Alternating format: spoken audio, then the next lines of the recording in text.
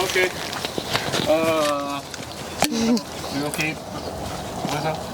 Well, if you all don't know, my name is John Tanoy. I'm third generation farmer of our family nursery, Greenpoint. And we are privileged to have been supplied with UH to do a test plot. And we're growing that here on our farm is about 300 elevation. Never in our wildest dreams we thinking we'd be growing it here in Hilo. We get about 150 to 160 inches of rain per year on this farm. You can feel the trades. This is our natural trade winds coming in.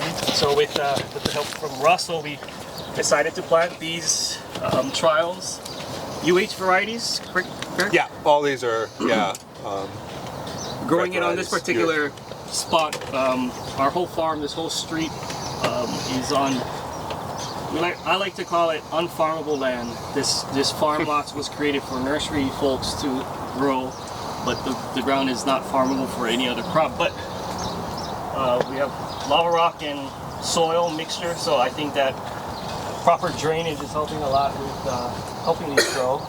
I don't know if I should. What's your management been?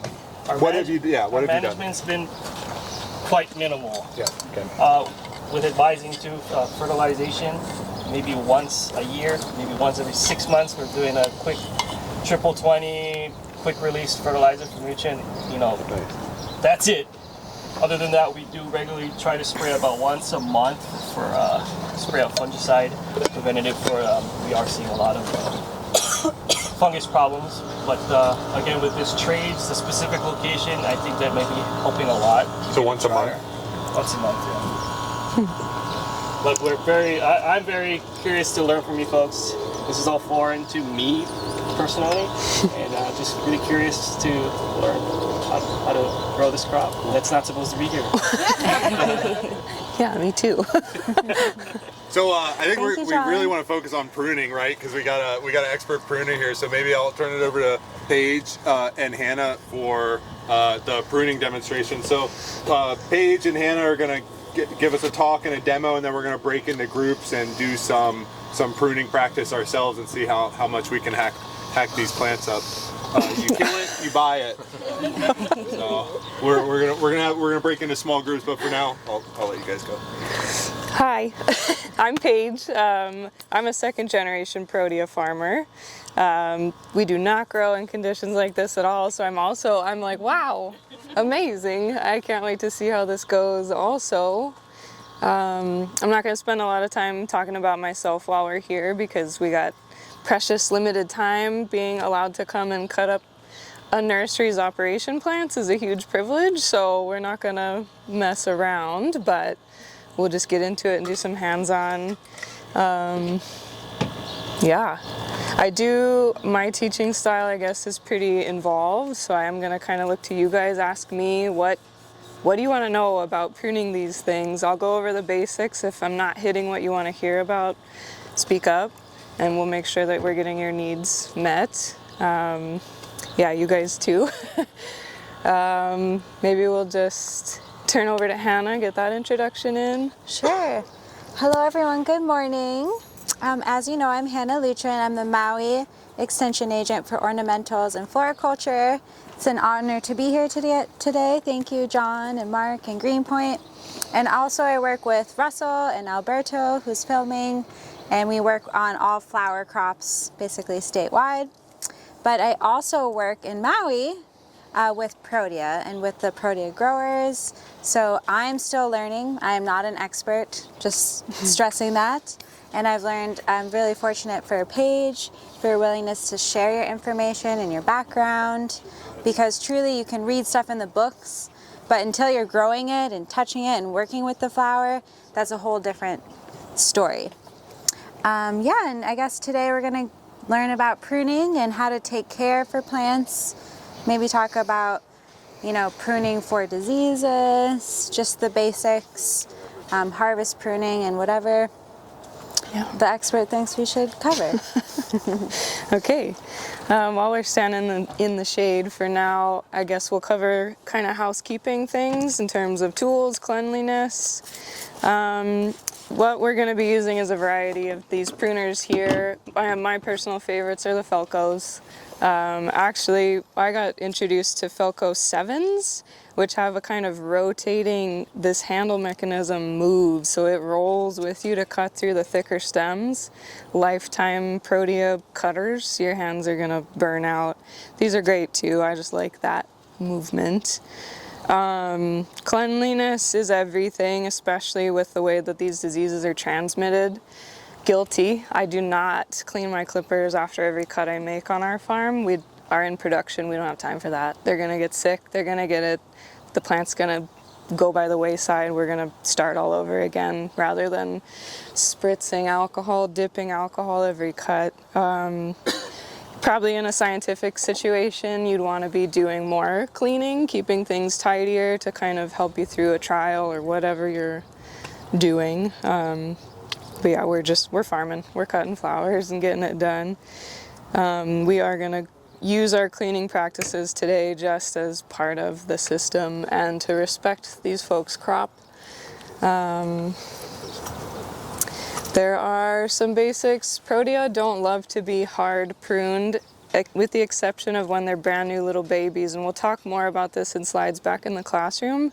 Since we don't have brand new babies this moment, we won't focus on that too much, but there is a point at which you can no longer prune these guys into submission. They're going to get to be bushes the size of this tent at some point, and there's nothing you can do about that other than kill them, basically. If you decide you're going to coppice them or pollard them or anything like we talked about yesterday, they're not having it. They're not going to regenerate from the base. So caution, err on the side of caution. I think most people get a little too cautious and just don't prune at all, which is also not what you want to be doing. We like to say that we're harvest pruners because we are in it for production. We're cutting and harvesting flowers throughout the bloom season. So we're never cutting the plants more than 15% of their total mass in one sitting. So you're never just going to go in there and be like, we're just going to cut this down by half. By the end of your bloom cycle, if you're harvesting steadily throughout the season, you will see that your plants are reduced by about half their mass if you're cutting down as far as you should be for a long stem. Usually a longer stem means more money. It depends on your market and your buyers, how you're selling things. And we'll look at that on the plant, kind of where to cut for a stem. We also say that we're pruning constantly while we're in the field, so we are making notice of weird growth habits. We use a system, we call it Mom's 5 Ds. It's dead, dumb, down, dying, and diseased. Any stem displaying those 5 Ds is getting processed while we're out there. You're just constantly looking. Again, we're not just going to go out there and decide today's the day we're tackling the Protea. You're doing it progressively over time. At the end of the bloom season, we'll do kind of a sweep and clean them up. We'll lift the skirts up so they got that good airflow on the ground. You guys don't look like you have a huge weed issue going on, which is great, but that airflow, similar to yesterday's crops, these guys love to have breathability. We want to keep that fungal habitat as low as possible. So there is an end of season prune to kind of clean them up, set them up for the growth season, which is then turns into when you can start taking your cuttings for propagation, or just setting you up for good crop structure for the next season, because it's going to go through the growth. The tip of every stem is where your blooms are going to come from. So you want to be conscious of that too when you're pruning. You don't want to just be eliminating or interfering with the natural bloom cycle that's going to come around again. If you cut at the wrong time, you might throw off when your blooms are going to progress. There's a lot of little things to kind of just get to know about these plants. It is a pretty hands-on thing, born and raised, doing it my whole life, and I'm still doing things wrong. So we'll talk about what not to do as well. Do we want to just get into the field and then we'll break up after we look at some plants together? Yeah, maybe you two will do a couple, maybe 2 or 3 plants where you just show a full prune job, and then we'll split into groups. Cool. Yeah, if people feel confident enough. No pressure. Okay, gang. And yeah. I'll get these guys. It's not the most smoothest. A little off-roading. So just be careful. Is there any plants in particular that you want us to focus? Or This is all you guys. okay. Maybe we can kind of split teams and go down either side so that we got bodies on all sides.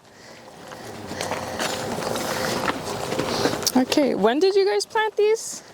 Oh, that's what I forgot to mention. They're about a little over 2 years old. Okay, that looks about right. November 2023. And have you pruned them ever other than harvesting? Tip them, and I have been, just as you mentioned, walk through, cut a little bit here and there.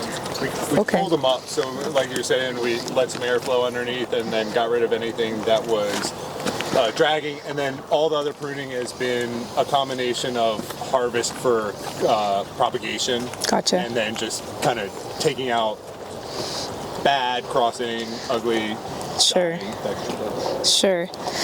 Okay. So the first thing, okay, this is great. We got examples of all the things.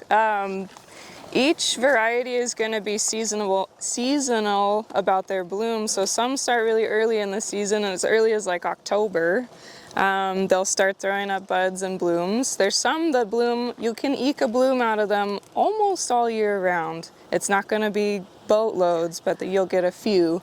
But largely they're going to be in bloom from about October.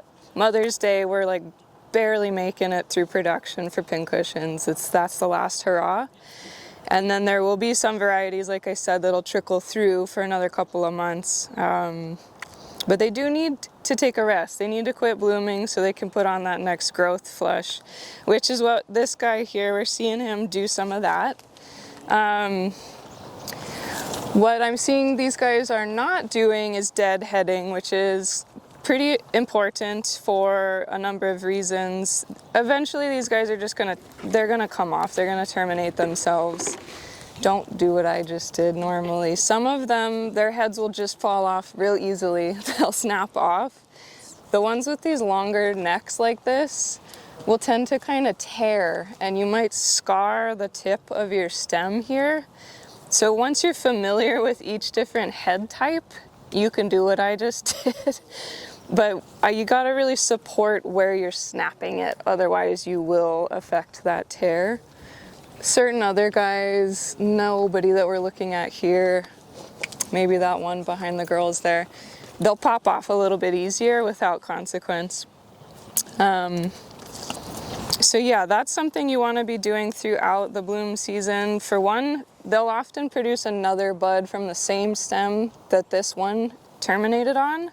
You can push your season longer if you take a deadhead off and allow a secondary, sometimes a third. Some of them will they'll just keep going constantly, so you can kind of manage your crop by deadheading. Some will push up 2-3 buds at a time. Like the one again behind Jeremy there might have like 3 buds on a tip. Sometimes they're like identical twins, and you just pick one, take one off to encourage one perfect flower. Sometimes there's one a little older and one a little younger, and you decide, well, this one's going to be ready in a month, this one's going to be ready in 2, it's Valentine's Day. You kind of just get to know the progression of the buds, and you can manage them for production that way.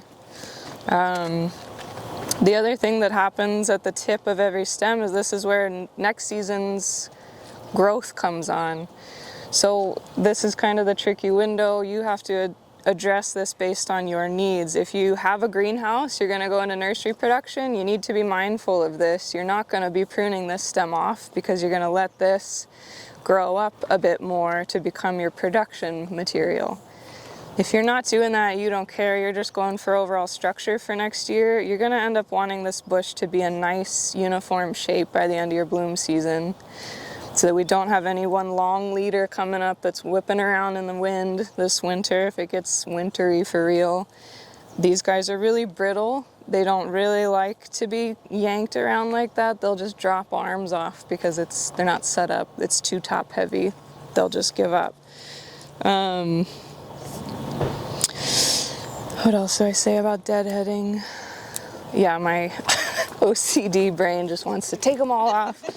We're like, no, they're still beautiful. I know. So that brings us to the next. Beauty is in the eye of the beholder. Really, we've figured out a market for almost every stage. I even figured out how to make these into a profitable product because we have a season on our crop and then it's done. We've got nothing. So we really have to hit it hard and make every cent we can out of these things.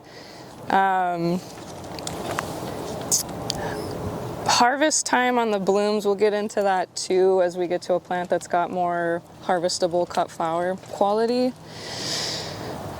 I think what I want to say about this, really, I'm not going to cut much on this guy.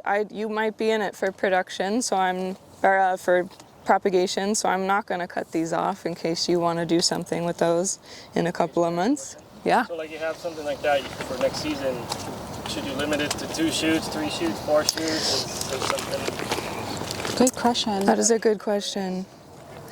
You don't really need to limit. Naturally, it's going to push 2 to 4 shoots per tip, and also wherever you make a cut. You're probably noticing where you cut a stem, it sends at least 2 shoots up. Every new shoot means a flower stem. So pruning also encourages more branching equals more flowers. So it seems a little harsh sometimes, but I would say, I guess if I wasn't gonna be doing any propagation this summer, I would be cutting this guy back down in here so that it's dropping the overall mass of this thing down, keeping it that way, because these shoots will shoot again, 2 to 3 again, just lower, and it'll secure for the next go. But yeah, you've still got buds coming. The structure overall on this guy is pretty okay. We like it a little open. We like that good branching. It's not leaning too much. What you'll see a lot is the crown will stick up out of the ground. We have some on Mololo farm that are like, I don't know, 20 plus years old with a big knobby root just hanging up out of the ground. The thing's laying on its side, and Is that okay? it's not great.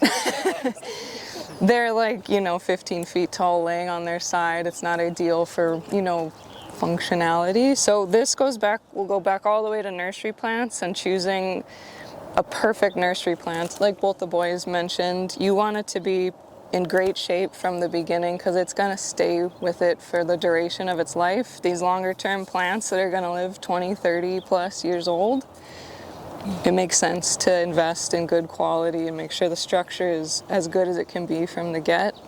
Again, it's obviously not going to kill it. It's not hurting it. There are survivors, but not ideal. That's probably something you guys really do experience here because you're just on the rocks. Yeah. We don't have a lot of soil on Mololo farm either. We don't even dig holes with shovels because it's really disappointing. Rock bars only, and we are only ever planting the little 4-inch guys because that's all we can eke out, and then we let them sort of navigate the terrain. But yeah, that's part of why we run into that issue of the crown and the roots.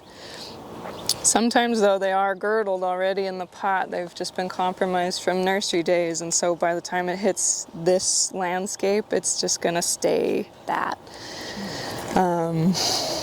If it does throw out more, so sometimes when we cut, and this might be a function of like our water issues, but we'll get like 5, 6. Like it's really bushy. Okay. Are you taking those off like right now is the middle of the season, so if you're not going to use this as propagated material, you're going to prune it back now or later?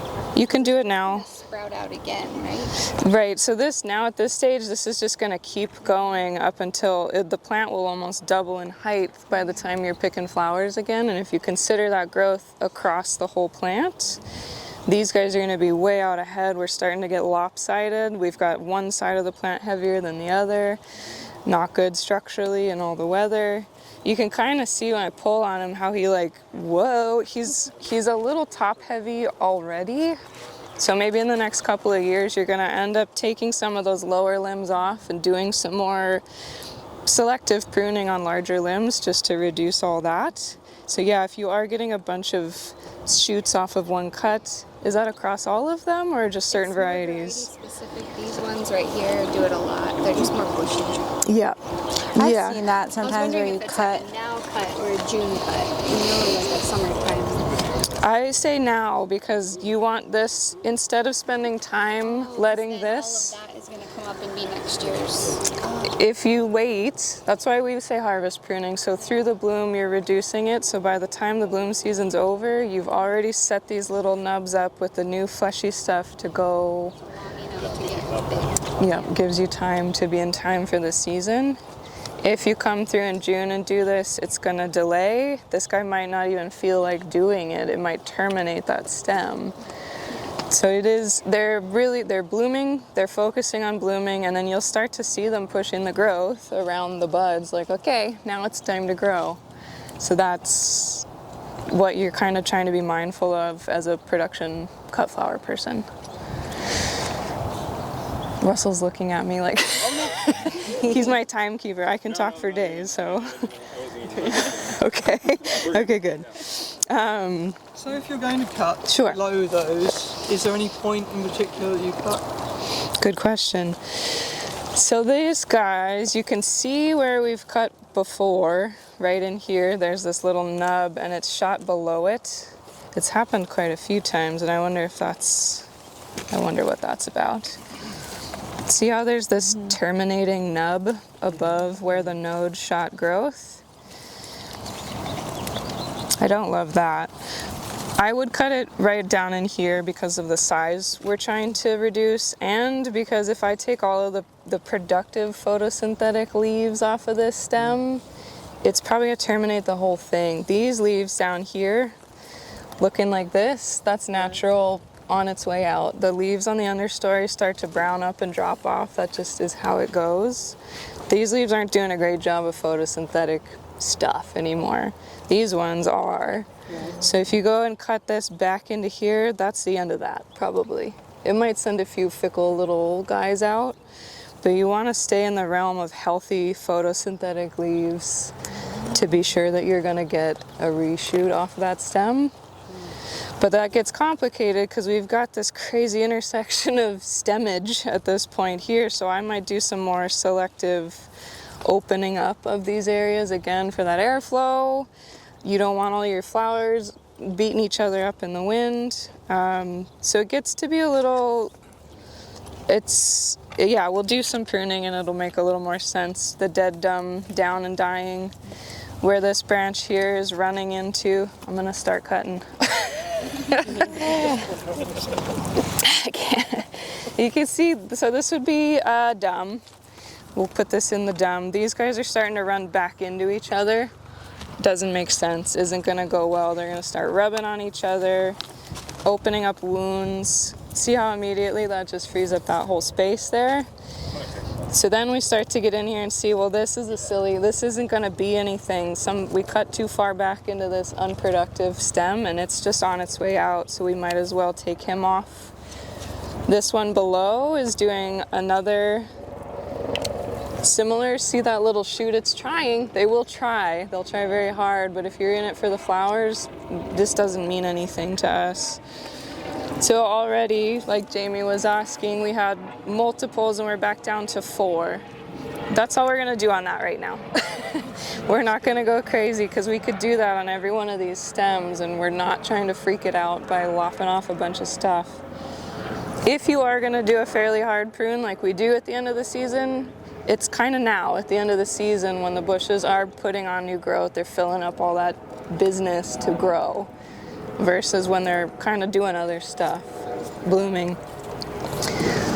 So yeah, there's a lot of that kind of teasing apart of the plant when you follow Mom's 5Ds.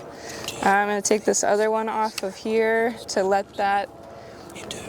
This isn't a super promising branch for me. There is a little bud coming on there that we could maybe wait for. Sometimes at this stage though, it's a little bit tricky to tell if that's gonna be a flower bud or a growth bud.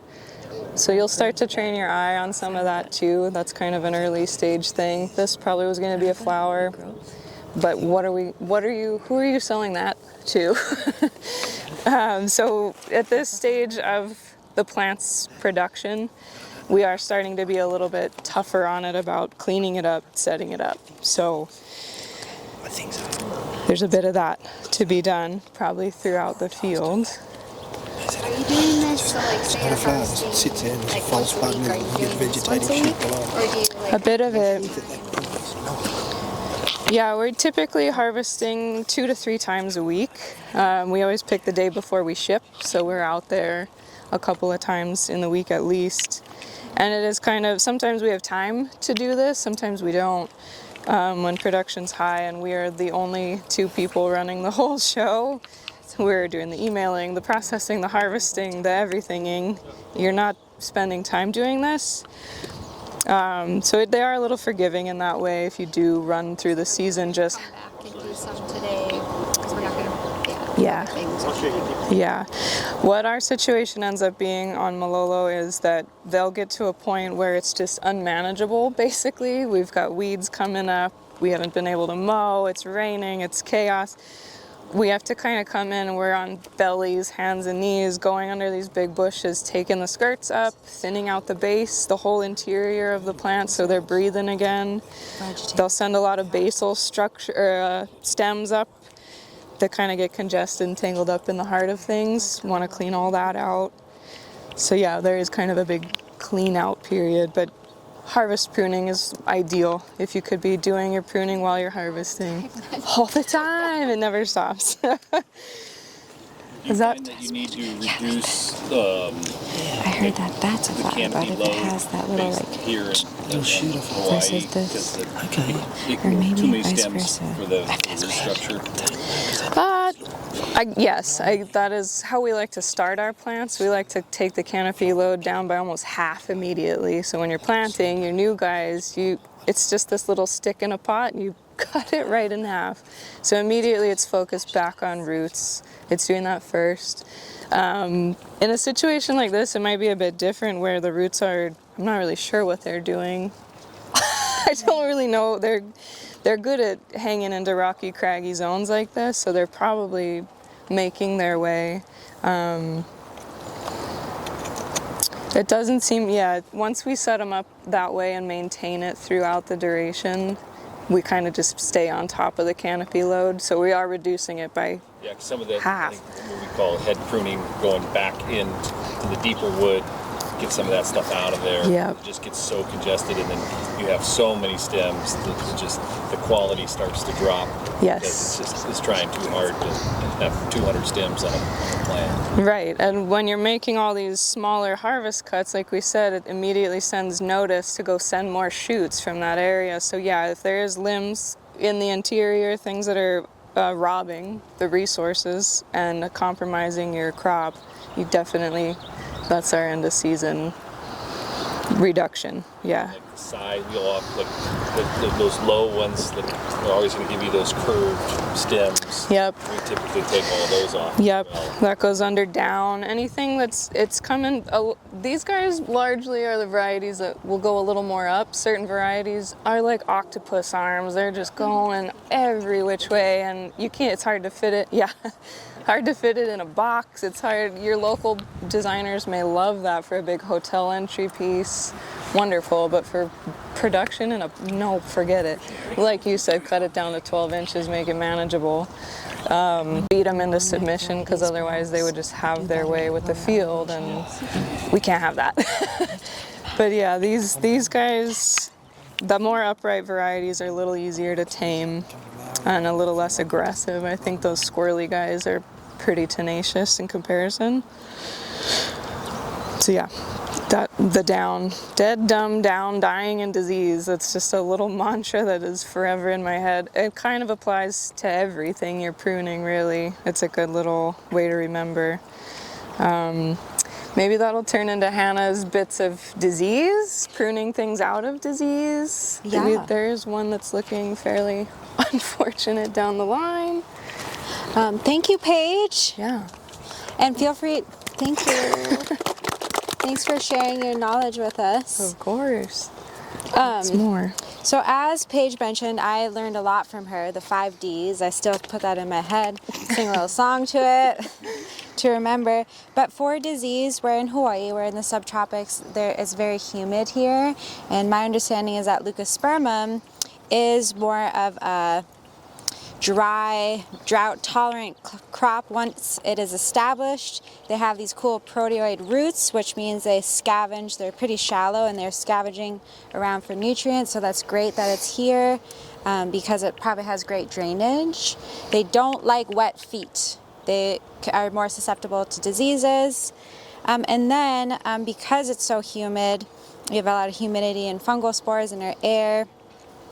Also, sometimes, which we'll hear in our propagation talks, when we are taking vegetative cuttings, there are endophytic fungi that are associated with Leucospermum, meaning endophytic, meaning endo inside, they live inside of the plants. And what we hypothesize is that once the plants are stressed due to root knot nematodes feeding on their roots, which is common here, or the environmental conditions, because for disease to occur, it's a disease triangle. You need your susceptible host, you need favorable environmental conditions, and then you need your pathogen, which would be like fungi, virus, bacteria. So if you have that, really wet, humid, a long period of leaf wetness, Protea don't really like that. That's why they're fuzzy. They're drought tolerant. They're like, I'm conserving all my water.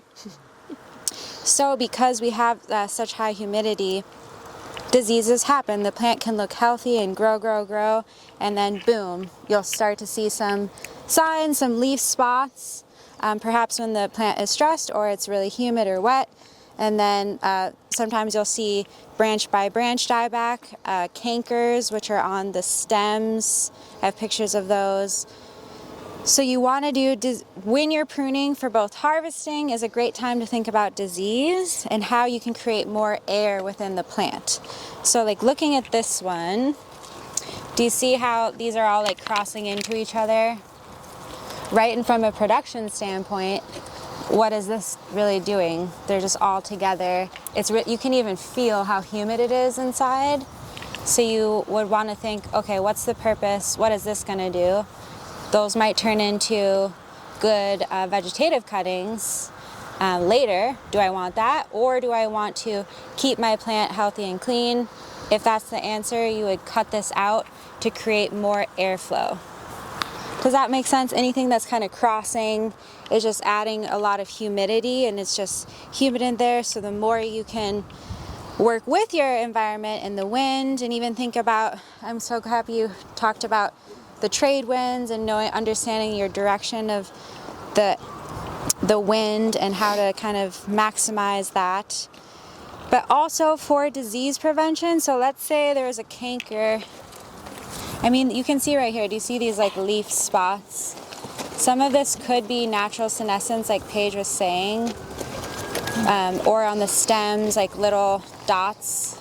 Could be alcinoi. We in Maui identified over 30 different fungal genera which are associated with Leucospermum. Many of them live inside the plant and are opportunistic, meaning they just live with the plant, they're not harming the plant, but once it's stressed, you'll start to see disease symptoms. So if this was very diseased, I would be like, okay, it's not helping me out. This could be spreading to other parts of my plant, so I would prune it all the way back to healthy tissue. Does that make sense? Do you see some of the, right here, like those spots? Yeah, that's some indications of disease, but overall they look pretty good. Some of these are like leaf spots. It just happens. But do you see how like there's a lot going on, which is good, but you could prune these back, to lift up the skirt, like Paige was saying, also thinking about structurally, because these will turn into big plants, but prune out the diseased. And that's when you want to make sure you're sanitizing your sprayer, your tools. Thank you, Russell, for getting the alcohol. No, that's Green Point. Thank Green Point for everything. For protecting their fields. Yeah, so you see like the leaves, and pruning also helps you want to keep the plant as healthy as possible. I know Jeremy and Troy, you're talking about building soil health because that helps stimulate the soil food web. And when you have a healthy soil food web and healthy conditions for your plant Often that boosts its own immunity to diseases, so it can handle. A lot of these fungi don't always kill the plant outright. They can just cause symptoms, but if you can slowly try to prevent it by boosting plant health using compost, be careful with some fertilizers. Leucospermum, primarily leucodendron, are the most sensitive to phosphorus. But yeah, you don't want to over fertilize. You want to just boost the plant health as much as possible. And by doing so, it's almost like, you know, quarantining. You're quarantining the plant by taking out diseased tissue. I would cut this back. Should I cut it? Do you want me to cut it? Go for it, girl. Okay. I dare you. So you see how like this is already dead? What's that? It's not helping me out, you know? It's just decomposing. It's taking away energy from the other plant material. So I would cut this back. Actually, this whole thing. Do you see how, what do you think, Paige? That's got some leaf spots. Yep. It's not really doing anything. You Take could them cut back it to here. the quick. Yep. Okay. Then right below that cut you just made, you got a dumb one, dumb and down. So you see this one? And sometimes a few different fungi can actually exacerbate like kinky stems or curling like this. So let's cut that one out. I would say this one's not doing much. What do you think, Paige?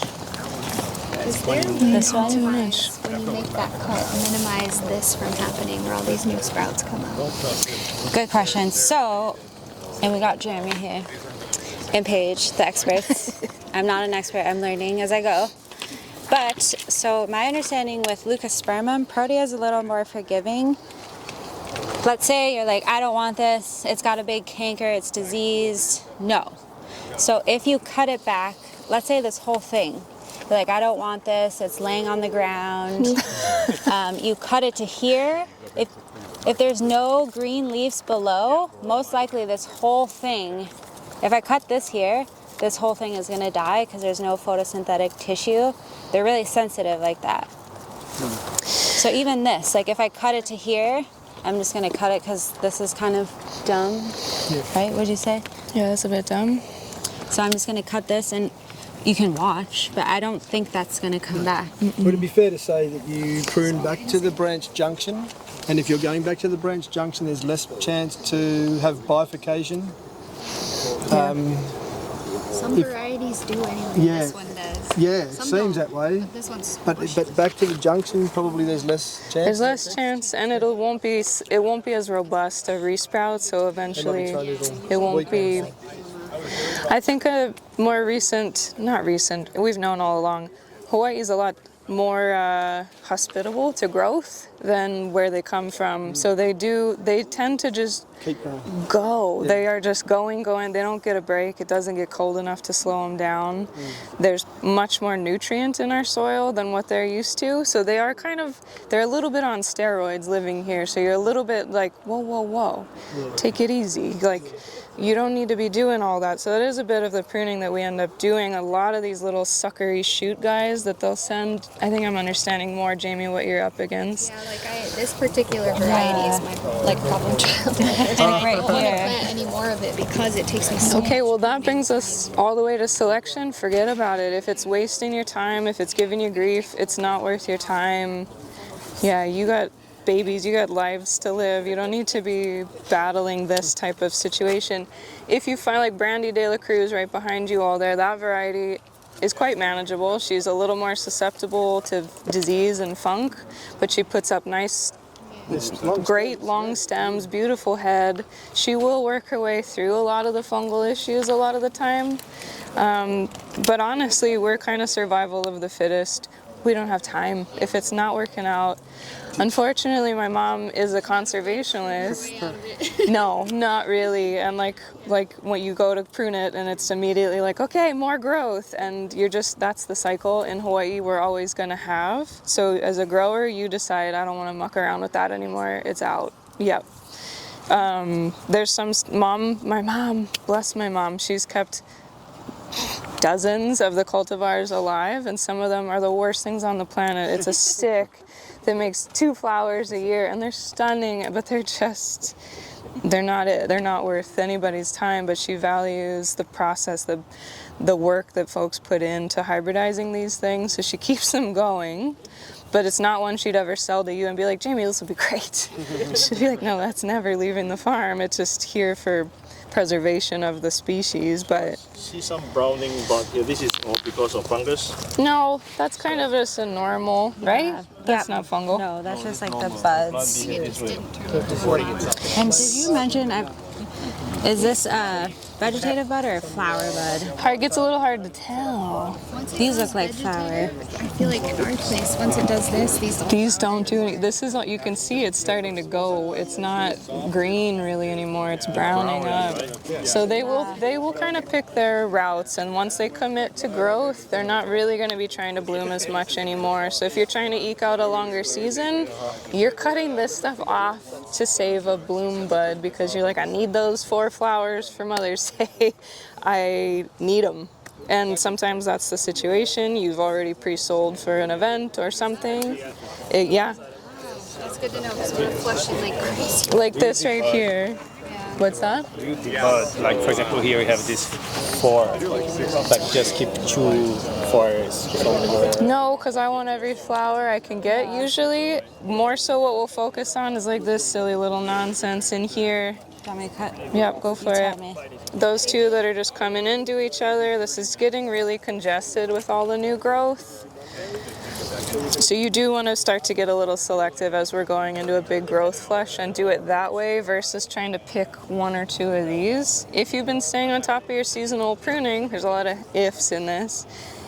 You'll just keep setting yourself up seasonally. And again, it might just be variety specific. This guy's just always going to throw 6 or more, and you're like, well, this isn't good. These Browning the dry leaves here because fungus, or just because airflow is bad, or is it thick?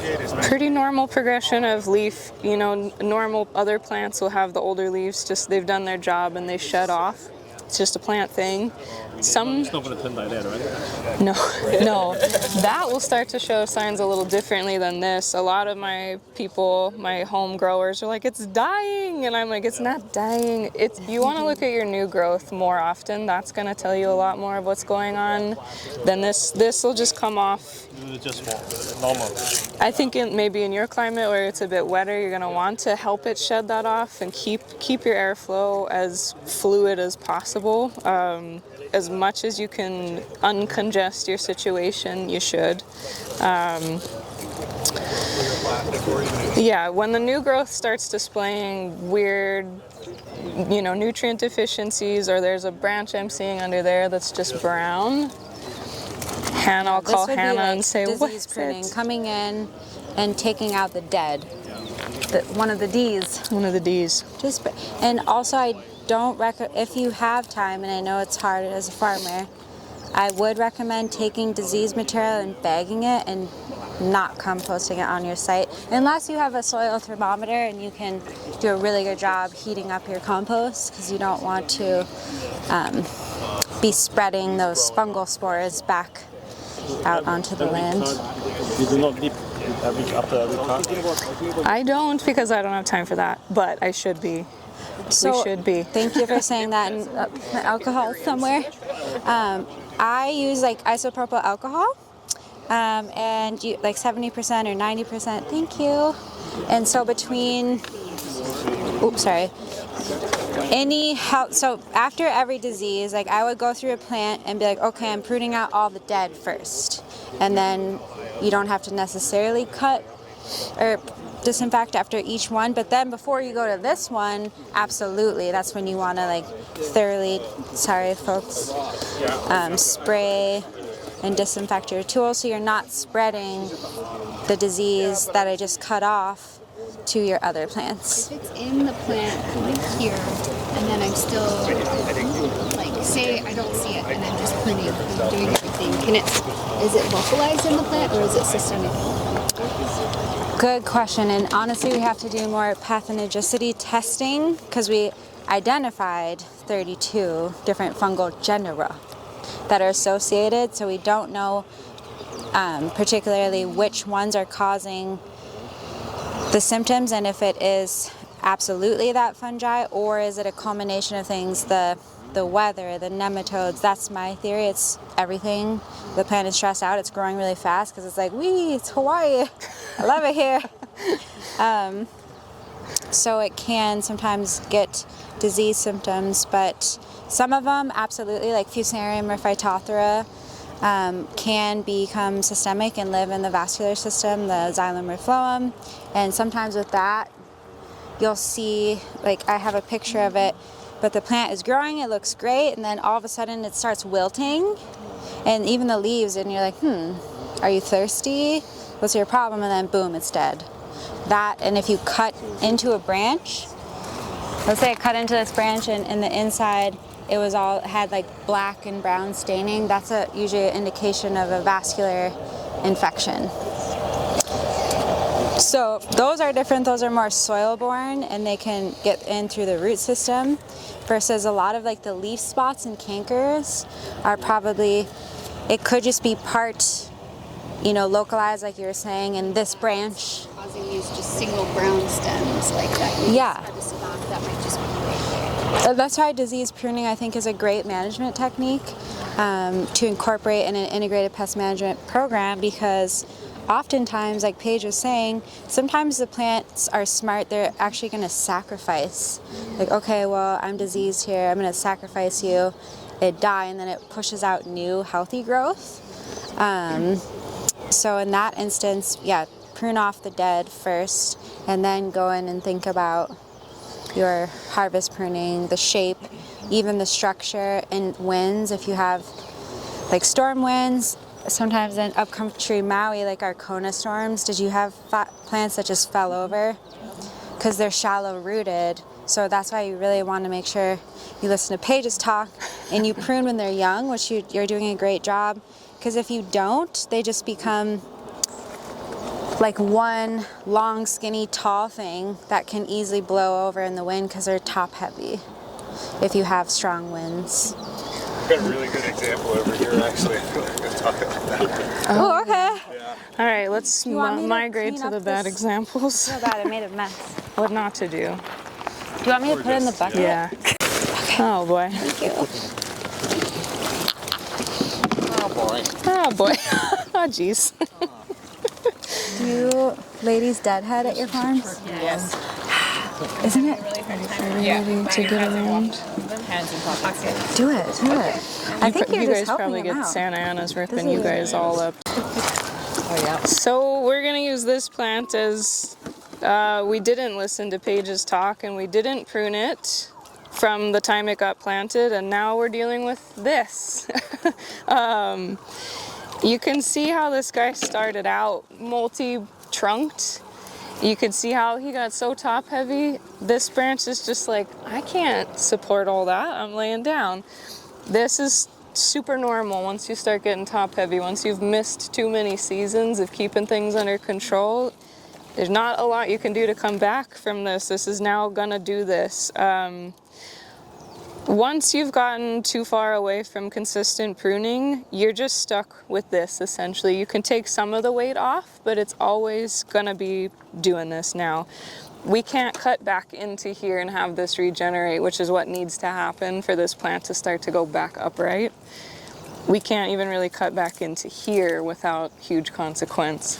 So you're either gonna decide that you're just gonna sacrifice this whole side, and then what? You're left with this other top heavy, wiggly guy. The winds kick up. Look how he's just rocking around in there.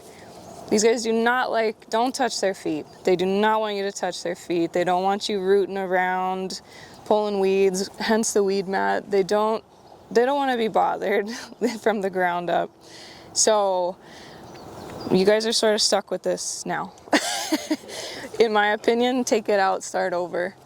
For production, you can't come back from this without it just forever being compromised. You're only 2-3 years in. Better start over now than keep it for another 5-10 and just keep dealing, because this is going to be going across your path now. You're climbing over bushes to pick. Your production is all mucked up. So that's kind of, I'm not going to cut your plant down. You all can do that. But while it's doing this, while you have it, you can still eke out some little production. It's getting towards, it's getting done doing what it's doing, so you can decide to keep it around for a little bit more production. In the meantime, you can be helping it out a bit by coming under here, taking some of these branches just off. This guy's not going to generate another bloom. He's done. This guy under here, maybe we're going to give it to Tutu this weekend. This, let's see how they want to go up. So this is kind of what you're dealing with. Oh, looks like somebody's chewing on this. Oh no. I know, I don't know who that would be. You can give it a little help to make a few more buds out of this, but if you're serious about growing, you're not doing anything with this really. Maybe you want to make cuttings off of this, a beautiful flower. Propagation material.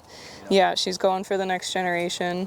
Could you salvage that side? I'm going to prune it as hard as I possibly can and see how it regenerates, knowing that it may not and you're going to replant anyways.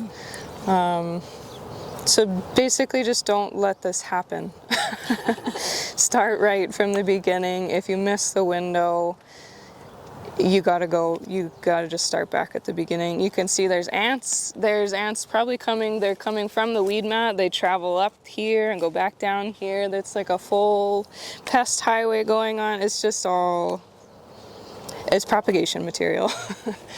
So this is a good example of where we don't want to go, what we're trying to avoid by immediate early on pruning. And in the slides inside, I'll show you kind of how brutal that has to be. Maybe we should prune somebody up as if it's the end of the season and we're getting ready for the next go around. Yeah. And I don't know if you wanted to talk about like harvest pruning, like when. Oh yeah, we could do that. Yeah, we can do, okay, so we did start by, let's suppose this was a happy story. We're gonna be harvest pruning and you're gonna develop deadheading OCD, where you're taking all the heads off. That's you can already see we've got multiple other buds. So this guy, it's worth letting it go through the season. There's decent stems on these. That one that Jamie says it's just always giving me grief. What stem length are you getting off of it even? They're nice. Okay. And they're nice and long, and other times there's a whole bunch of just little shorties. So yeah, if you find a market for that, cool, bud vases at the hotel or something. But most people don't want to deal with that.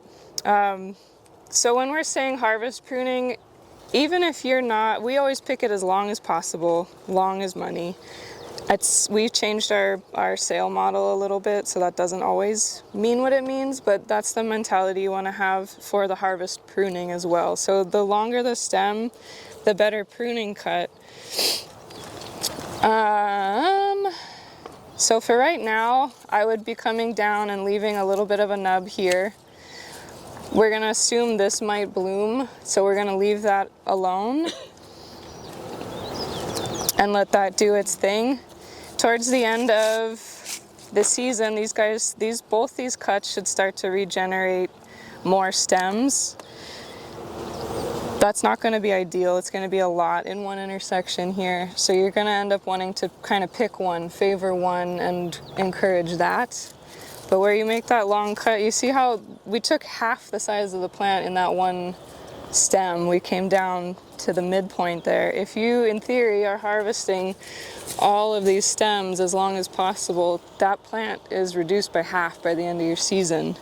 Not all at once, you're not going to do that in 1 week. That's going to be over months. So it's really gradual, it's not alarming. The plant is like, okay, this is fine. Where if you did just come and say, well, this isn't looking good, I'm just going to cut it in half right now, it's probably not going to do what you're thinking and regenerate at all. When you cut your stem just now, because I can't really see, but did you come how close to the... I left about 1.5 inches before the intersection. Oh, okay, and then that resprouts and that's next year. Yeah, and I'll probably end up favoring that side over this and taking this guy off closer to the main, because that will... Some varieties will just send a nice couple of long, so you'll have 4 new stems off of those too. It depends on the variety. Do you ever just cut it back, so that would be more like a pruning cut, right? So if I probably wouldn't do that with this one because you've got enough in here. But if you wanted to like thin it out, could you just harvest it closer and then Yep. it wouldn't Yep. Yeah. So you're doing two different styles of like harvesting kind of, right? It is, yeah, a bit of a long-term management thing you want to be considering. If this guy is not going to bloom again, you may as well go ahead and do that. If we're trying to get cutting material out of it, we're going to leave it alone and let it send a new flush. What it's doing right now, this material, not great for cuttings. You want to wait till after it blooms and it starts putting up those new growths, and that is going to be where your cutting material comes from. But not only did she cut it at a good time for it so it can be sold and it's as long as possible, which is desirable, but taking it back as far as you can go where there's still green leaves down below, doesn't that encourage longer stems the following season? Yeah, for most varieties. It's not these guys that want to keep sending their little shorty bunchies. And then is that okay if I have that, like it's not one long section, it's two sections? That's 2 years growth. Yeah, so that's not just 1 year's growth And there, that's and okay. that's not uncommon. Right. Yeah, Because to in my get first length. like year, I was like, I don't sell any. Yeah, some Oh, yeah. some varieties you can get Yeah. full stems one season, but some it takes so you have two to get yeah, length. Yeah. Yeah, that's true. Good point. You'll start to see really weird. I work on both sides of the industry, so I'll receive some stuff where this stem is like almost an inch. It's gnarly, and this is just a silly little thing that's sent to flower. But it's the end of the season, and they had to meet their order, and that's what we got. And we're like, okay, that's what you're sending. Because I think there's kind of such a novelty crop these days. There's not a lot of us growing them in the state. The demand gets crazy at the end of the season and starts going into weddings, and people are like, I'll take whatever you have, and that's when you're sending really interesting stems. Yeah, that's another thing to say about younger plants. You're not really getting production quality stems until 2 or 3 years in. Yeah, it's Yeah. hard not to get greedy. Yeah. You want to go for flower production right in the beginning, but for proteas, pins, it's really important to get your establishment, build that scaffolding, get that structure right, and then you reap the reward on the backside. If you take too much or don't do it right in the beginning, you've now limited that plant's capacity for the rest of its life. A good example right here. This is not going to get you where you want to go. We've got, pincushion plants that are 20 years old, and the big bush and the straight stems coming out of there, and we're pulling, over 100 stems off of one plant. So that pays you back on that side. And then you go back in here. Oh, when I first got it, if I took 10 stems that I really wanted, then I just sacrificed years and years and years of 100 stem production. Yeah, the first 3 years are fairly crucial for establishment in all types of ways. It is quite common for people they're pretty slow growing too, so a lot of folks don't want to prune them like they need to be in the beginning, and then they're letting them shoot growth for a bloom that they don't need to be having that early on. So a lot of my home growers are like, I don't want to cut it. And it's like 3 years old and one stick that's 6 feet tall, and they've like staked it and pulled it 1,000 different ways. I'm like, well, that was a waste of your time to enjoy one bloom, and yeah, for production. Very costly bloom. Yes. Yeah. Yeah. What should we get into here? Should we do just like one whole plant? Yeah. I'm trying to pick out who we should do. I wonder if this is Nani Pono. I think that people are standing around. It's a pretty good shape that we can kind of show all the D's. Let me get my clipper cleaning. Thank you. Whatever that is, I think so, You might yes. want to take photos before and then photos after, because then you'll get the sense of, you can refer back to it. It's a good idea. So this Nani Pono, at least for us on Maui, is one of our earlier bloomers. We start getting these in November. It's a big, beautiful orange guy. The ants really seem to love this one. I don't know what that's about, but it's hard for us to ship stuff with bugs in it. It means a lot more treatment, processing. And it is a little bit of a funky grower for us in the first few years. She's really wants to do interesting squirrely stuff, so management is pretty essential for her. You can see all the 5Ds going on, really. I like to start at the bottom always. I never come top down, because once you do that, you get to the bottom and you're like, oh, I took off too much of the stuff that I needed. You also kind of want to think of the way plants grow. They go from the ground up. So let's start at the bottom. Something like this spindly little stem here is doing nothing for us. There's another one here also doing nothing for us. This intersection's fairly nice and open, but as you follow these up, they're starting to kind of get congested in there a bit. This again, for production's sake, you want to consider if you're going to start propagating. Now they're starting to send good new growth that's going to become available for propagation. So it is a little bit of a tricky time. You don't want to just be hacking away if you're going to be making cuttings. Right now we can do a little more cosmetic and a little more essential stuff before we get into the bigger branches. There's another branch here that's just starting to intersect coming in. Another silly little guy. We're kind of just cleaning up our branches here.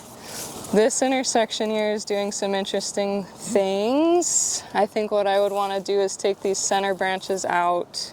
There's kind of a woodier middle going on. And then this funny little sucker that I don't think is going to do much. Another funny little sucker. We're still getting blooms too, so you still want to be considering, make sure you're following the branch all the way up before you cut it. Are you cutting off a bloom? A lot of the time I'll get a little prune crazy and be cutting off buds we might need. Also, since we're in the tropics, I like to make sure I'm kind of knocking any of these already dead leaves off, just because that's less environment for humidity to hang out and cause disease. I also, if we did do any staking, we're not big fans of staking, but things like plastic bands, you don't want that long-term girdling your trunk if you forgot to take it off. While we're down here too, you can also see this rebar is not doing us a whole lot anymore. It's starting to rub up on branches, so this whole situation can be eliminated once the plants are established.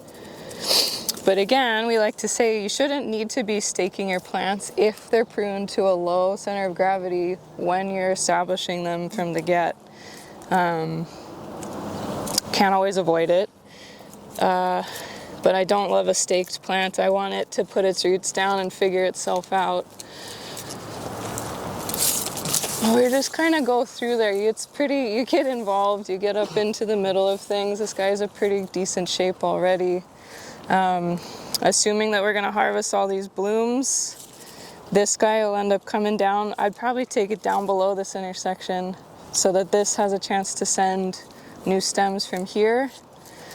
These guys, they're all gonna come, if you're harvesting these stems back down to this knuckle here, I might take, after I've harvested every one of these, wait for them to come to bloom, take them one at a time, and then cut it below that whole knuckle. Because that, again, will send another, you can't always do that. That's only maybe in the first couple of years. Once they start getting woodier, that gets a little trickier. You said new growth, if there's a bud there, if you're like, I gotta have that flower, yeah, we can trim those off to encourage it to keep trying to bloom. This is not gonna be a bloom. This guy here, there's a couple of little bud options happening. The same thing, like the 5Ds. This stem right here is pretty dumb to me, but this could be a flower and maybe Greenpoint wants that for something, so I'm not gonna cut it off. And then we come back. We can see where we made cuts too in the center before. If you peek in there, that cut is sending 3 little new shoots straight away. Those are going to turn into branches for next season. You want to think about what that's going to be like for the longevity of the plant. I don't really think we want to encourage that, so we're going to cut it off. There's things that were like, oh, this is. When we look at this, there's a bud in my hand here, but the stem too, once harvested, I'd probably terminate it all the way back at the main stem because we don't really want this filling out bushy again.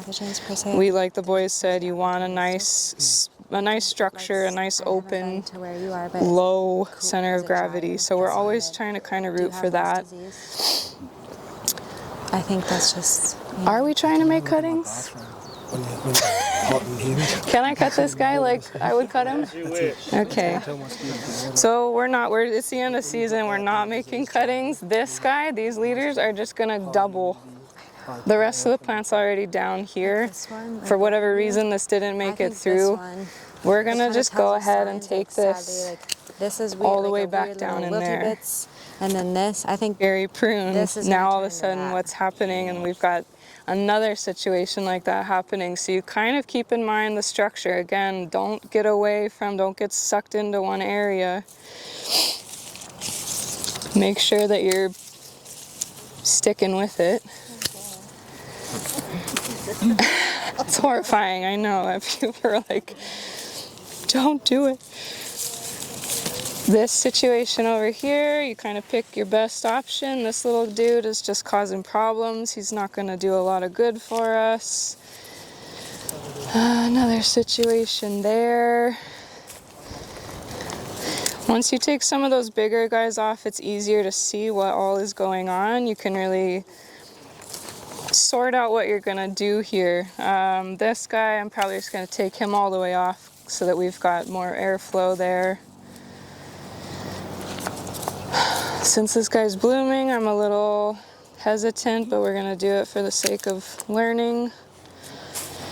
But again, all of these are just gonna keep going, so just keep thinking about that as you're doing this. And you can see just in those 4 cuts, we've already made a much nicer shape. It's a little weird still, because we're like, that could be cool, we're gonna sell that. And it's gonna look harsh. There's kind of a time when they're done blooming for the season and we're just about to push into full growth. They'll look fairly horrible. You're like, oh no, I've killed them. But they're a lot hardier than you think, and they will kind of push through that funky period. We never do on the farm fertilize them through that. We just kind of trust the process. But you definitely could give them a little supplemental. Not even mulch or anything. I love mulch. Traditionally on Mom's farm, we are just bare minimum.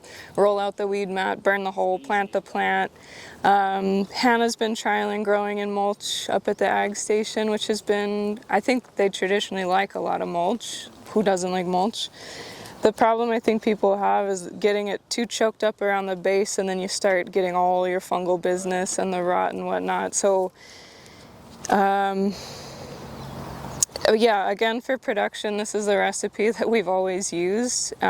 Some of us, newer generation, are all about the soil building, and my mom is like, the what now? And I'm like, oh, okay. So it's this conversation that multi-generational, it comes and goes, but when our farm got established, it was pretty chemical heavy. It was all about just controlling and dousing them in chemicals, and they don't really need dirt. They can live in rocks, just get them in the ground and go for it. So yeah, mulch, I think mulch has been shown to do great, yes. Yeah. At the Kula station, we did a preliminary trial because our terraces have black fabric everywhere. There's not even an alley. And you know, at higher elevations, you have increased solar radiation. I get sunburned more frequently. But I theorize that perhaps it's great for weed management, but it could be potentially solarizing some of our beneficial microorganisms.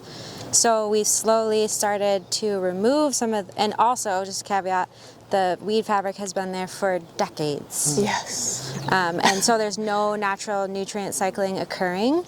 So we slowly took off the weed fabric and just surface applied thick layer of mulch. I'm talking 6 to 8 inches. Don't incorporate it in because you don't want to touch the roots.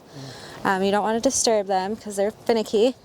And then we replanted with new, healthier plants, and we did notice less death, less mortality in the mulch terrace compared to the weed fabric terrace. But that's very preliminary. We have to keep going. But it makes sense because, you know, like Troy and Jeremy were saying, if you're providing natural decomposition, mulch is great for weed control, number one, if it's thick enough. And here in Hawaii, it decomposes so quickly, so it can act like a natural compost, especially if you don't have a clean source of compost. And for biosecurity issues, we don't really want to, mulch can be an issue with coconut rhinoceros beetle on Oahu and the different islands, but mulch helps conserve soil moisture. It helps with weed control, and it also breaks down and benefits the soil microorganisms, and it can help increase and encourage the free-living beneficial nematodes to help kind of predate and balance out the plant parasitic nematodes, because there's a lot of really good guys. Not all nematodes are bad. There's many good ones, and they can be used as an indicator of soil health. But unfortunately, they're very sensitive to soil disturbance and tillage. So if you till or disturb the soil, even with chemicals, you're killing all the good guys. So by adding mulch, you're kind of stimulating those populations to hopefully come back. Did you do 100% weed mat to 100% mulch, or do you have like your rows or mulch, or underneath the plants mulch? Great question, and I loved your weed fabric. I'm like, I want to try that. I did just mulch is expensive. I did as thick as possible everywhere. But you could do alleys, you could do a combination. You could start small and keep adding to it. It is a lot of labor, I'm not gonna lie, especially if you have family and other jobs because you live in Hawaii. It is a lot of labor up front, but then if it's thick enough, actually it's less maintenance over time, less weeding, and it breaks down. And I actually was digging around, and for the first time ever I saw earthworms and critters and mycelium. So, and I do want to take after tests because we have before plant parasitic nematode data, and now I want to take after mulching and evaluate, like, do we have higher numbers? Because you can't, there's like a really fun, Dr. Kunhui Wang has a soil health class and equation based on your diversity of microbes in a sample. Wow, sorry. No, it was a tangent. A hybrid approach is really good. I'm kind of kicking myself after listening to Jeremy about that mat, the small mat around the base. Like, why didn't I do that and think of that myself? It's super smart, because then you get, if you do that plus a mulch or compost layer on top of that, the heat effect is definitely, especially for us, we have so much sun, it's a problem. So, but the nice benefit is that weed suppression as well. And so if you have a fabric that does allow penetration through there, but I like that small square around for that initial establishment, super important, and then cover that with mulch. Now you have both, so you're not going to get any weeds coming up through there.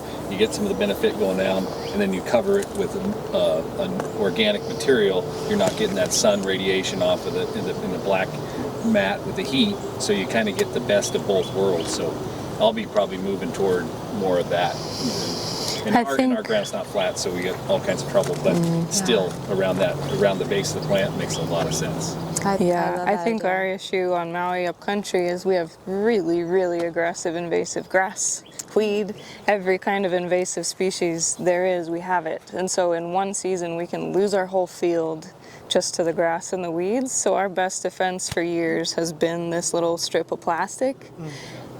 It's not ideal, but if we start mulching where the plants are, we have grass growing between that we mow.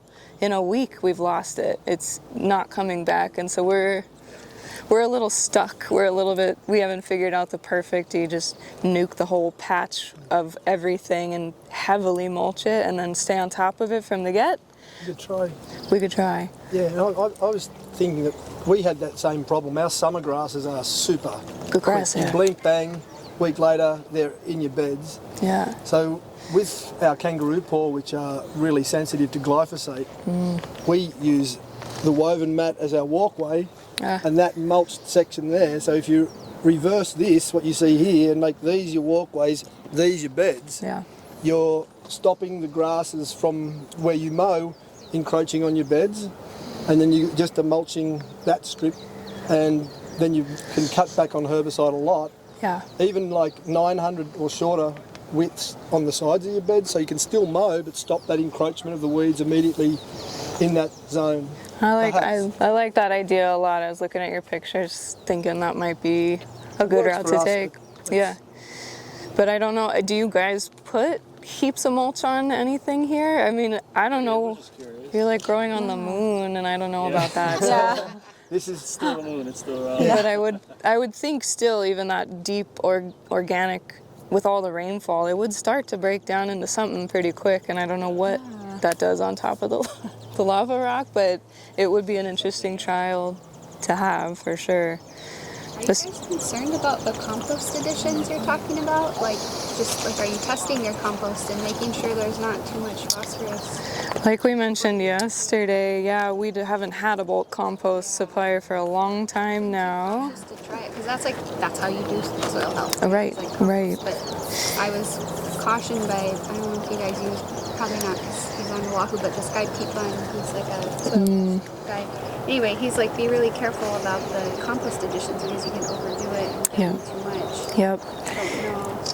Incorporating compost. That's why I like mulch, because you're just surface applying, and hopefully because it breaks down so quickly, it's not affecting like your carbon to nitrogen ratios, because you're not incorporating it, because there's a lot of heavy soil chemistry. But if you're surface applying, it's just breaking down, and you're hopefully have less like nitrogen immobilization and volatilization compared to I would not recommend incorporating like tilling in the mulch. And with compost, you do have to be kind of careful and know where it's from. Yeah. And we all. Two of the slides I showed yesterday, one was on growing media, which had an Australian standard for the specifications, and the other slide I showed was on the compost and the Australian standards for composting. And like, there's lots of people who you can get compost from, but we choose the ones who are following to the Australian standard. And with regards to phosphorus, I was saying to Troy on the bus here, there's in some of our bigger cities they're collecting food waste and putting that through the composting process, and they're the ones also with sewage sludge. They're the ones that you've got to be pretty careful because they got elevated P. But there was a guy in Australia who was looking at keeping like P in check by elevating N and K to keep that. So even though P was relatively high for protea production or proteaceae, by keeping the N and the K higher, that kept it at that point. And he did a lot of research on that and showed that he was growing in, I can't remember off the top of my head, so many parts per million of phosphorus, which you'd go, wow, that's insane. But I think what you said I think what you said, being cautious of compost and the unseen. Yeah. Well, and that's, I think, Hawaii, I like to say, is 5 to 10 years behind trends. Stuff doesn't get here till a whole lot later, and then it's like a revelation that you guys already been doing. I was landscaping in California for years. I moved back home, and everyone's like, "Oh, what? Oh, never heard of it." I'm like, "Oh, okay." And then it's gotten here, and since I've been here, it's showed up. So it's just, we're a little delayed on technology. We are strapped for resources. Yeah, it is just easier to not do anything sometimes because it's scary to be trialing your precious, unknown, weird crop that moves really slow and does weird stuff. So I appreciate that caution for sure, and I always err on the side of caution as well. A variety or two. Yeah. See. And that's, Jamie, that's such a good question, where you can work with Alberto or your local extension agent to get soil testing before you plant, even after, and it's good to compare, like take a healthy composite soil sample of like a healthy area, and then more of a diseased area, comparing contrast, even leaf tissue analysis, and after you do the compost or mulch applications. One thing I was thinking about for you, John, and thinking about your talk yesterday about the potassium silicate. I know. And I know Dr. Joanna Blasey was, have you tried the calcium silicate? Definitely. I think that would be really interesting because, spot on. And would love to help you and Russell if you want to collaborate, but I believe calcium silicate can potentially, may help with increasing, like fortifying the plant cell wall, so making it less palatable, to insects, but also potentially helping reduce fungal issues too. It'd be cool to do a trial. Yeah. I didn't realize we're putting a foliar calcium on. It is calcium silicate. We use that a lot. Oh, have you noticed any? I don't know. I see a positive response in the plant, but I just thought it was the calcium, which maybe it is. I have no idea. I'll pay attention. And that seems pretty, like you can use it in a fertigation system, put it in your drip line, but you have to, it can clog the line, so I think you have to flush it. Thank you. How are we on time? I know. You're not flagging me, so I'm... Yeah, we're not going to have time to have everybody break into groups, but we'll just, we got, I think we're about 20 minutes before we have to head to Komohana. Okay, just to check in with the team, everybody's feeling like we're hitting topics they want to be hearing about while we're out here? Is there anything you're like, I still don't know what's happening? We have a lot of turf to cover indoors too, so I kind of want to call attention to stuff that we're looking at in the field so we can reflect back on it inside too. While we're all standing around talking about the weed mat, after growing these things for over 40 years, my family's got some qualms with the weed mat, as we all do, besides what we've talked about. These perfect little holes we've cut will girdle your trunk at some point. You need to stay on top of that hole with your growth. A lot of folks forget that that's a thing. Same thing with the plastic wrap around the staking. Take those off immediately. We did it for today's talk. I appreciate that. Thank you. I appreciate that.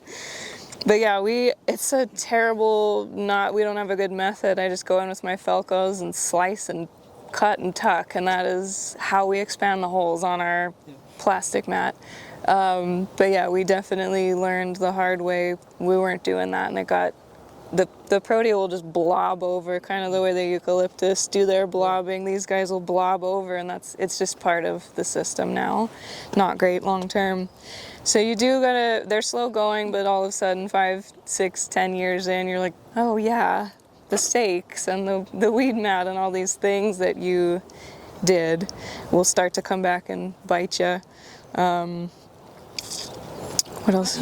Yes. When you do go to cut this one, yes, you just leave it like an inch, just enough for it to sort of spoon over. Hopefully, yeah. I wouldn't go too close. I'd rather give it a little bit of room to give it's a tricky, a little bit compromised. That little crack down the middle scares me a little bit too. So it's already just kind of a scary situation. I wouldn't with confidence be like, oh, it's just gonna heal up and be fine. I would say, yeah, cut it where you feel comfortable, close enough. You don't want to be leaving. I use a really graphic pruning description of your arm and your knuckles. The joints are the intersections of regrowth, and so if you're making a cut in the middle here, it's got all this dead material that's not going to regenerate a new healthy forearm. So you do want to be coming as close as you can so that you're going to grow a whole new beautiful arm. Graphic, but it might stick with you. So that's, in that situation, that's right back to... That's a great question. Right. But you don't want to cut it too... Yeah, like what Paige was saying, I love the arm thing. The branch bark collar, this is where there's a lot of proliferation of growth going different directions. This is a very sensitive area, and if you cut too deep into it, it can cause rot of this other good guy. So if your goal is like, this isn't serving me, I want to get rid of it, you don't want to cut way out here, right, Paige? You would want to cut closer, but outside of this branch bark collar rim, so kind of like boom, right here. You want to cut it? I don't want to cut. That will lead to an inclusion. Because that inclusion where the bark's going to fold. Yeah. And that older will just, like in trees, it just blows apart. You can like casuarinas do it a lot. You can see it. Bark. That fold he's talking about right here, where it kind of just, you can see that little knee crease or that elbow crease that's kind of happening right in there. You don't want to be cutting into this intersection. That's all the good bits. And when we look from this side, we call that in Australia, it's starting to develop ears because the bark's not able to get secondary growth this way and this way. It's folding in on itself, and so it just creates that, when you look at side on, it's that bellying out, those ears. Ears. Yeah, great all the body parts. ears and arms. And If you ever looked Keep at it a tree, like you want it, you cut like a woody tree, in general, and I'm sure Alberto has tips too, you want like that nice donut. You want it to seal off, which means it was cut outside of the branch bark collar range, so it forms a nice wound and it's like it protects itself. But if it's cut in too deep, sometimes you'll see kind of funky shapes. I don't know how to describe. Even you can see kind of it like depresses below. You don't even see it on the surface unless you know what you're looking for. The bark is a slightly different color and it's concaving where it's infected or something weird's going on under there because you've cut into that little safe zone. Yeah, I like the knob and shoulder. Yeah, maybe. I have a propagation question. Okay. What is the ideal cutting stage? I know you're going to talk about it in the afternoon. Thank you. I know. Yeah, since we're here, pretty much not much of this. Paige, there's a good one over It's here. like, I want to see you prune the whole field. I'm glad you brought that up. Maybe we could do that Okay. if you want. Yeah. Okay, so This is kind of I'm sorry to tell you this. This is just purely observational, what I've been seeing in Maui, but do you see how that one started dying? Are these all the same variety? Seems like it. Yes. Yeah, looks like it. Yeah, it does. Senescence, or it could be the early stage of a fungal association, which could lead to death like that. To me, like these kind of symptoms, do you see how it's not it's abnormal, irregular, it's not like just nitrogen deficiency. So I don't think this is like the healthiest example, but looking at the tissue, I'm curious if you want to touch it too. Yeah. But for propagation materials, we're talking about, so semi-hardwood, which we'll be talking about later today, is how I have learned to propagate them. There's multiple ways: seed propagation, micropropagation, but if your goal is to produce more of the exact same plant, vegetative propagation, semi-hardwood cuttings can be the most beneficial, easy way. Ideally, you want to start with healthy tissue. Yes. So do you see how these are all, I would say, new vegetative growth? Don't see a flower bud, that's great. For taking cuttings, it's a very delicate balance. It should be semi-hardwood, not too firm, ideally before it has a flower bud. Like this is pretty firm, right? And it has a flower bud. You could try to root it, and it's possible it may work, but usually when it's in the vegetative state, its energy in the plant is reserved for vegetative growth. Once it has a bud, I think it changes physiological in the plant. Would you agree? yes. So this is really soft, right? It's really delicate. This is more firm if everyone wants to like touch it. You want it to be firm, but not too soft where it snaps. These are all a little too soft, I would say. If this didn't have a bud, this is kind of a better firmness. It should be firm, but not too woody, and preferably, ideally, without a bud. Does that make sense? Unfortunately, Mom always says you just know, and my sister and I are out there like, oh god. But everyone wants to feel, if you want to sanitize. Do you see how these are like really soft and delicate? These will probably be great cuttings in a few months. But this tip is still a little too soft, but this is ideal. The kind of firm So right I would here. say it's in between this and this right here, and that's Yep. not too long of a time to get there. Yeah. But yeah, so this is a little bit too weedy. It would probably, you could probably get us to strike, but it's marginal. You're going to have better success in between these two. Like if I had to take one, and I would take this one, but this is still a little bit too soft for me. Yes. Oh, this one here. Because it could Really snap. soft. They're Yeah, just, too soft. The problem is you're going from you need more length Length. there. So this is you got two different. It needs to be one growth.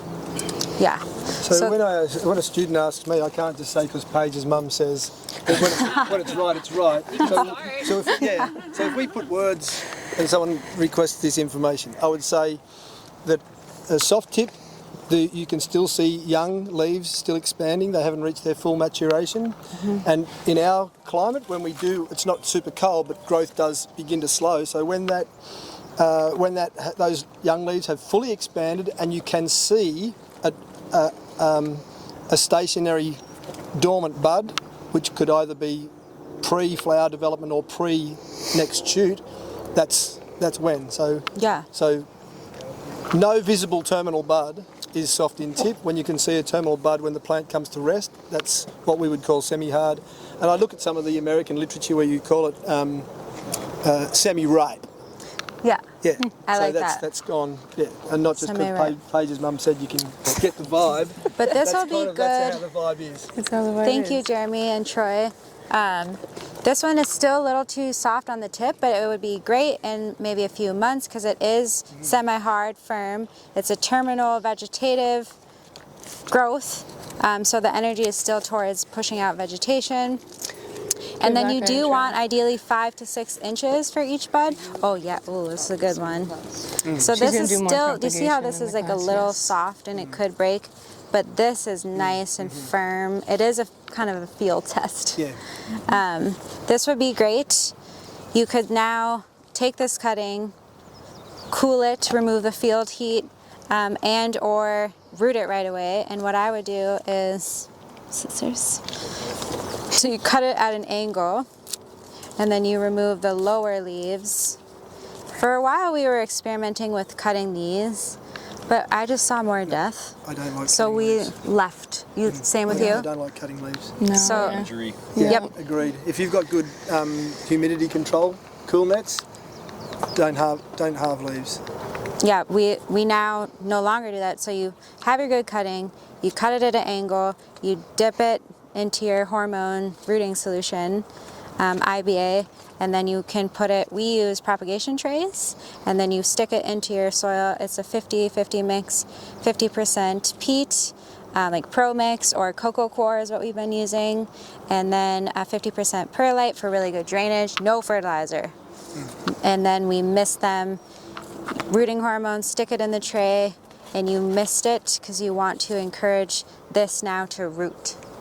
And it's the irrigation, like you were both saying, is key. You don't want it to be saturated, but you don't want it to dry out.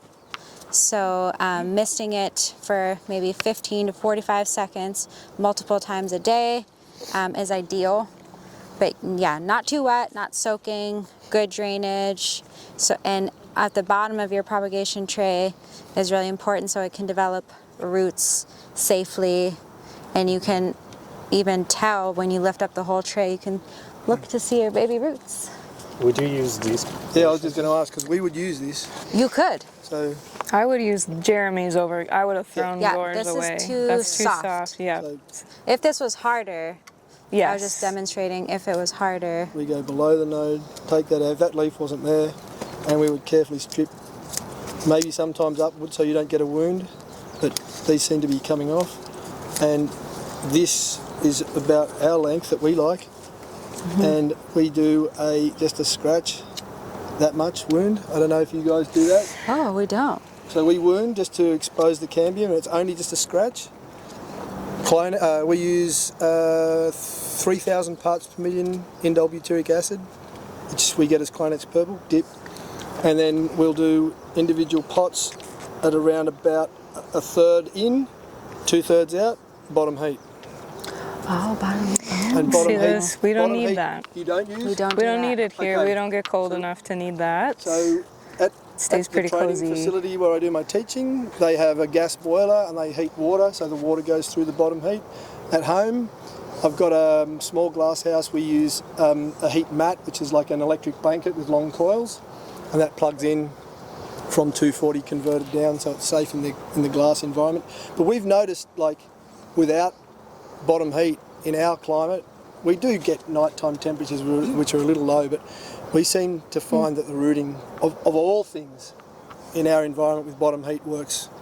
And when the boiler at the college broke, I was expecting, because students are asked when we do propagation, how many days for rooting, 40 days, and it was blowing out to 50 plus days when we would normally be getting it in a lot quicker. So the longer they're in that environment, it's What's your bottom heat temperature? your bottom, the one I've got at home, I turn down to its, so it's got a thermostat cut in, cut out, and it's around about just under 30 degrees. So it's just, and so that heat, Celsius, yeah, sorry, yeah, what's 30 degrees? Frozen. Metric conversions. Yeah. Okay, 30 Celsius, and so we use on top of the heat mat, we use about half an inch of sand to distribute that heat, and then we use that fabric on top so that the trays go on top of that. We've got a nice clean thing, and if that fabric gets too dirty over time, we can just swap it out. Is it 24/7? Yeah, it goes, yeah. 24/7. 24/7 at that, and cut in, cut out with the thermostat.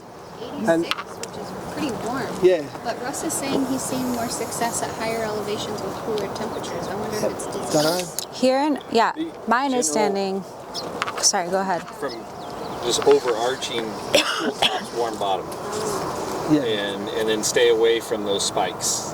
Yes. So I think we're what the 30C is, but 86. we're right. What's that? 86. 86. Yeah, that are you doesn't on? scare me. Yeah, you're on that too, something close to we that? can run around. That costs more money for us on the cool nights, but so you can get down in the 70s, but really you don't want those big dips, which I don't think you have here. So you're a lot more consistent, which helps with that.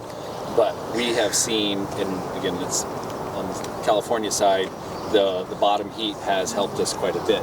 So I don't know if maybe for the research facility to run some heat in the bottom and just see what you see. Yeah. But it might be worth it. I don't know how you do your control for the mist nets, but at home we use a balance arm, which is a leaf sensor. So it's a platform like, say, 2 playing cards, but it's such fine polish. So it sits on a really delicate balance. So when the mist nets come on, it fogs the whole lot of the crop, and the leaf gets moist, and then it tilts, and then the misters go off.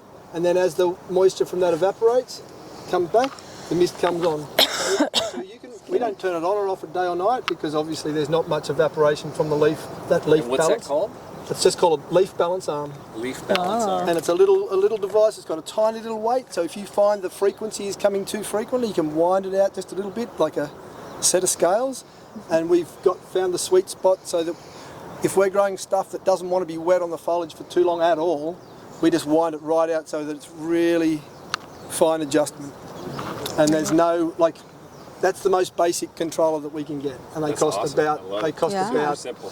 They're very simple, and it's been used a lot, and they cost in Australian dollars. I bought mine for $350, and it plugs from that sensor. It goes to your solenoid valve, which cuts the water in and out. And the good thing about those cool nets is that they have a little inbuilt diaphragm, so you get no drip, drip, drip, drip. Yeah. So they cut in, boom, cut out, off.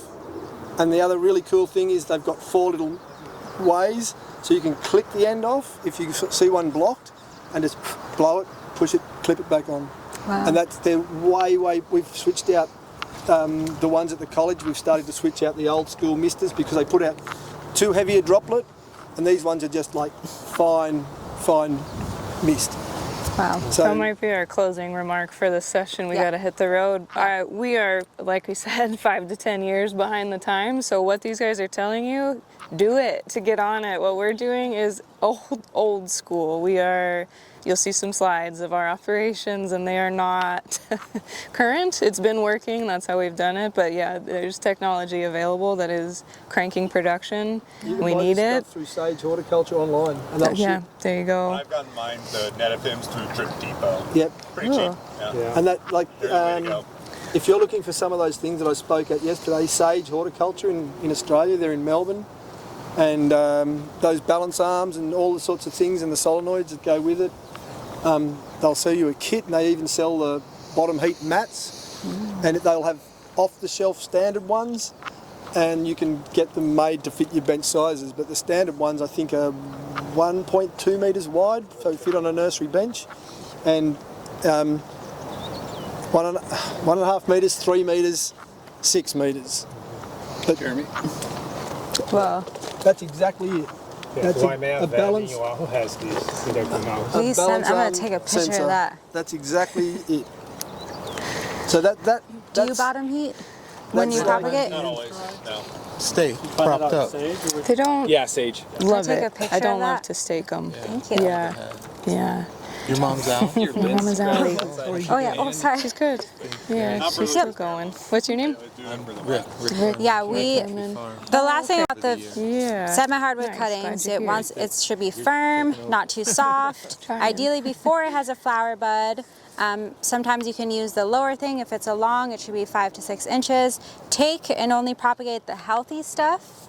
And usually the plant is ready all at the same time, so take multiple cuttings. And then it just is efficient of your time. But I would say maybe in a few months. We did a batch just before I left of Leucospermum, what we call Mardi Gras. And we were using basically that sort of semi-hard. It's not easy.